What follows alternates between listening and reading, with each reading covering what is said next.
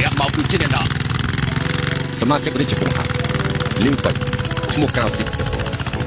លោកមានតបមកទៅឆាប់ទៀតអូការពិតគឺរបស់សៀតើទៀតតើលោកនេះមានអ្នកពូកែផ្លេចជាងលោកនេះ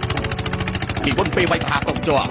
តើអ្នកតាជាអ្នកលើកលោកឲ្យចូលរួមក្រុមស្ដេចប្រាច់18ច្រកលោកត្រូវលីពូតាមសម្រាប់ដល់គ្មានផ្លូវរត់ទៅហើយតើអ្នកតាជាអ្នកទទួលលោក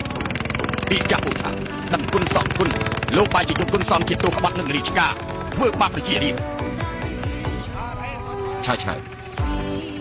ឡើងធ្វើប្រអម្ចាស់ល្មើសបណ្ដាំទឹកដីមហាស៊ីនតើនៅពីក្រៅខ្ញុំមានតបមួយសាច់នេះបើឯងមិនចុះចាញ់ទីថ្ងៃនេះគឺជាថ្ងៃខួបឯងហើយឆាំអង្គការប្រយុទ្ធនឹងថ្ងៃខ្ញុំគិតទាំងយប់ទាំងថ្ងៃរងចាំអស់18ថ្ងៃនេះឆ្នាំក្រោយជាថ្ងៃដែលខ្ញុំទៅសេតខ្លួនរបស់ឯងឯងហ៊ានប្រយុទ្ធជាមួយនឹងខ្ញុំមែនឯងស្មានថាខ្ញុំបានតែនិយាយមែនទេ